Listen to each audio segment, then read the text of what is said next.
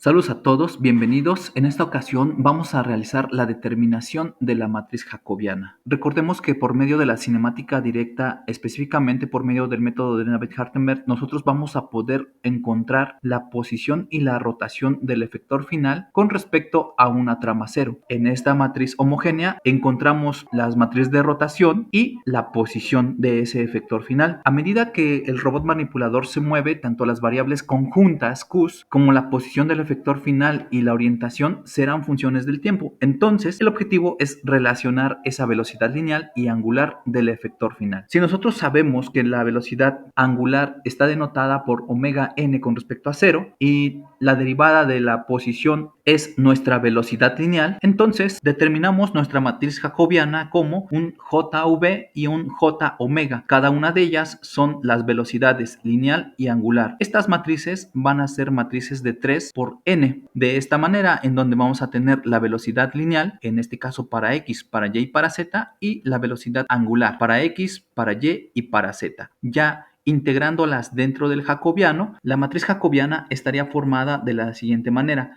Primero tendríamos nuestra matriz de velocidad lineal y posteriormente tendríamos nuestra matriz de velocidad angular. Ya agregando cada uno de estos términos a el jacobiano, entonces por cada columna tendríamos 6 filas, las cuales representarían esa velocidad lineal y la velocidad angular. Así que la matriz jacobiana sería una matriz de 6 por n, en donde n es el número de articulaciones. Si tenemos un robot de 6 grados de libertad, entonces tendríamos una matriz de 6 por 6. Bien, a partir de esto, entonces vamos a comenzar agregando la velocidad angular a esta matriz jacobiana. Vamos a determinar cómo se agrega esta velocidad angular a la matriz jacobiana. Y siempre vamos a tener dos casos. Vamos a tener el caso en el cual vamos a tener articulaciones de revolución y el caso en el cual vamos a tener articulaciones prismáticas. Si nosotros tenemos un manipulador el cual tiene n tramas o n sistemas de referencia y estamos analizando la articulación I y esta es de revolución, nosotros sabemos que esa variable QI la denotamos como teta I. En el caso de que nosotros estemos trabajando con una articulación prismática en una trama I, entonces este QI va a ser una distancia. Recordemos que aquí tenemos una variación de ángulo y aquí tenemos una variación de una distancia. Si analizamos cada una de estas articulaciones, sabemos que en el caso de la articulación de revolución existe una velocidad angular, la cual ya habíamos denotado por medio de omega, y que esta además está formada por la derivada del cambio del ángulo con respecto al tiempo, y como nos basamos en el método de Navier-Hartenberg, sabemos que estaría rotando sobre el eje Z, por lo que lo podemos escribir de esta manera, o bien por medio de su vector unitario K. Esto es lo que pasa cuando nosotros variamos una articulación iésima. Esta contiene una velocidad angular.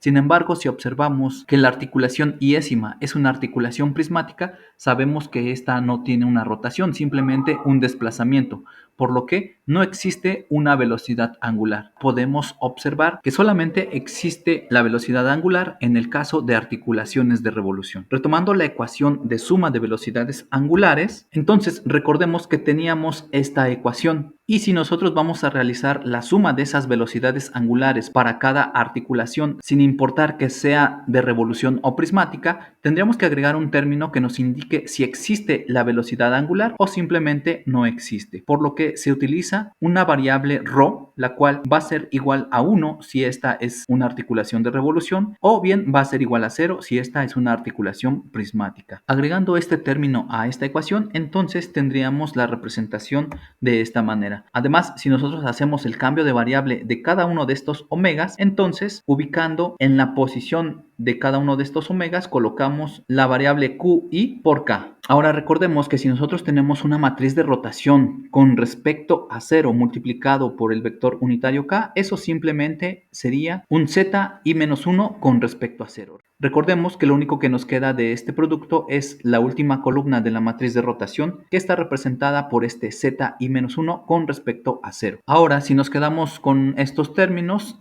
realizando el cambio de variable de este ZI-1 con respecto a 0 en esta ecuación, nos quedaría de la siguiente manera. Sabemos que cuando nosotros tenemos una suma, lo podemos simplificar en una sumatoria de desde i-1 hasta n de esta manera. Aquí tenemos que identificar que cuando representamos el z0 con respecto a 0, estamos indicando una matriz de rotación 0 con respecto a 0, por lo que esta matriz de rotación 0 con respecto a 0 es una matriz identidad multiplicada por el vector unitario k, y esto simplemente nos devolvería nuestro vector unitario k. Así que finalmente, para que nosotros agreguemos la velocidad angular a nuestra matriz jacobiana en esta parte inferior, lo único que tendríamos que agregar es cada uno de estos términos, ya que es una sumatoria. Tendríamos que agregar un z0 con respecto a 0 por ρ1, un z1 con respecto a 0 por ρ2, así sucesivamente, hasta un z n-1 respecto a 0 por un ρn, ya que si nosotros factorizamos cada uno de estos q punto, entonces al final nosotros simplemente podemos multiplicarlo. Y como nosotros sabemos que este ρ simplemente es un 1 o un 0, en el caso de que todas nuestras articulaciones sean de rotación, en cada una de esas posiciones tendríamos ese zi-1 respecto a 0. Y en el caso de que no exista, o sea, una articulación prismática, pues simplemente tendríamos un vector de 3 ceros. Así es que para agregar nuestra velocidad angular a nuestra matriz jacobiana, lo único que estaríamos agregando sería cada uno de estos zi-1 respecto a 0. ¿Bromeas? Es un papucho.